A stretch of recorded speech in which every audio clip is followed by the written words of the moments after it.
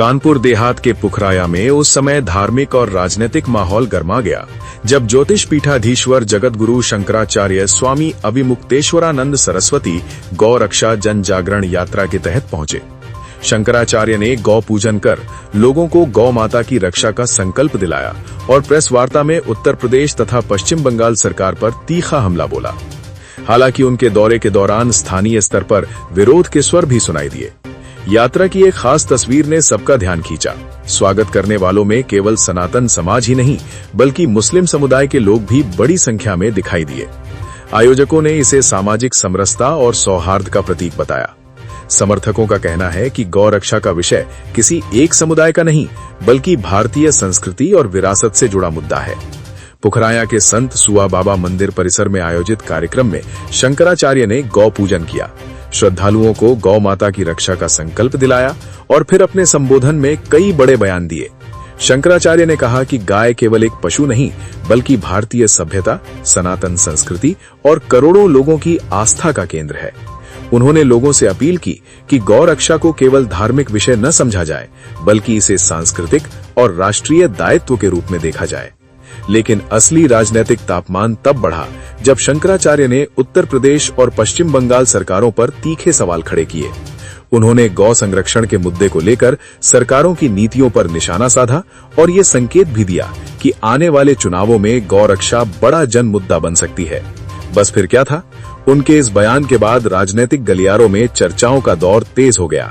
जहां समर्थक इसे सनातन जागरण की मुहिम बता रहे हैं, वहीं विरोधी इसे राजनीतिक संदेश देने की कोशिश करार दे रहे हैं। और इसी बीच यात्रा के दौरान विरोध के स्वर भी सामने आ गए। संत सुआ बाबा मंदिर के सरबराहकार ध्रुव उमर ने खुलकर अपनी आपत्ति दर्ज कराई। उन्होंने आरोप लगाया कि गौ सेवा के नाम पर प्रचार प्रसार अधिक हो रहा है, जबकि वास्तविक सेवा पीछे छूटती दिखाई दे रही है। ध्रुव उमर का कहना है कि सनातन धर्म के अनुयायी दिखावे और वास्तविक सेवा के बीच का अंतर अच्छी तरह समझते हैं। उनके इस बयान ने पूरे कार्यक्रम को नई बहस के केंद्र में ला खड़ा किया। अब सवाल सिर्फ गौ रक्षा का नहीं बल्कि उस तरीके का भी है जिससे इस मुद्दे को समाज और राजनीति में प्रस्तुत किया जा रहा है। फिलहाल कानपुर देहात में गौ रक्षा का मुद्दा चर्चा के केंद्र में है। सबसे बड़ा सवाल यही है कि क्या ये जन जागरण यात्रा वास्तव में गौ संरक्षण को नई दिशा दे पाएगी? क्या समाज में व्यापक जागरूकता का माहौल बनेगा या फिर ये बहस राजनीतिक मंचों और चुनावी चर्चाओं तक ही सीमित रह जाएगी?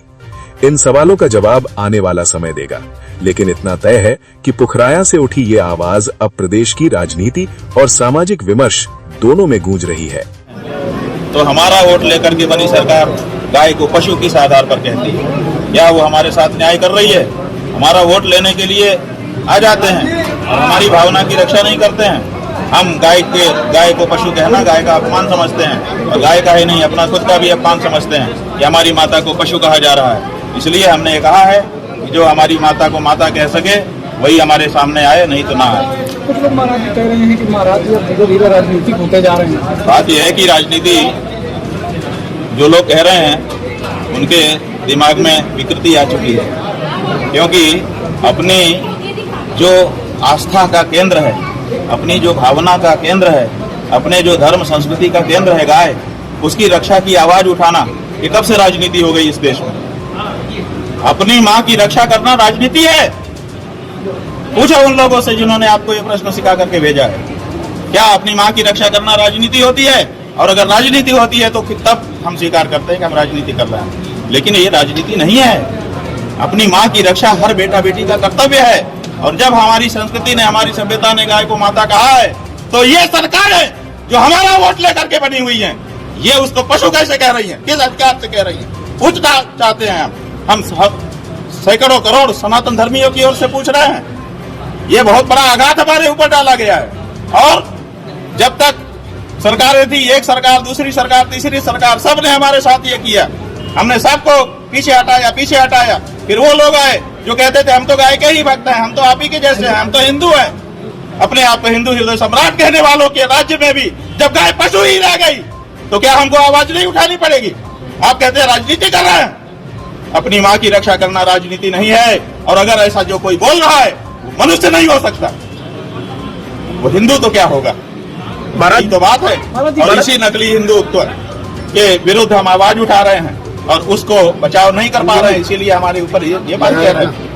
महाराज जी, जो बंगाल सरकार ने जो एक गाय को एक समय तक पालने के बाद फिर खाने के लिए बात अरे कही है। भाई, बंगाल सरकार समझ में आ गया ना क्या हिंदुत्व है। 14 साल तक मांझी और 14 साल के बाद सब्जी भाजी, ये कोई आस्था होती है?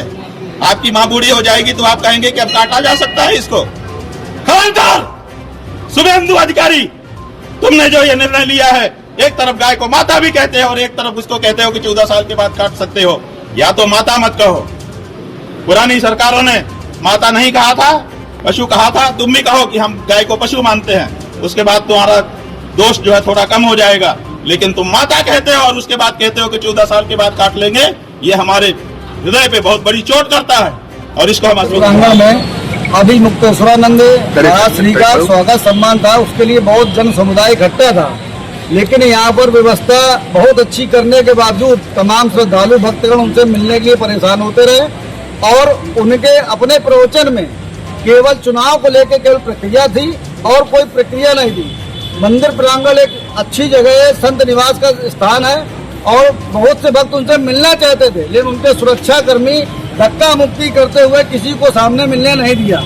मंदिर संचालन कमेटी के सरबराहकार होने की वजह से हमने भी चाहा कि हम उनका स्वागत सम्मान कर सकें, लेकिन हमने बहुत सबसे कहा, लेकिन कोई उनके पास नहीं जा रहा। डिबेट बनाने के लिए सबके पास टाइम है, फोटो सेशन करने के लिए सबके पास टाइम है, लेकिन जो यहाँ भक्तगण इकट्ठा थे, जो उनके चरण वंदना करना चाहते थे, भोग प्रसाद करना चाहते थे, वो उसका बिल्कुल भी समय नहीं दिया गया, किसी भी तरह से कोई समय नहीं दिया गया।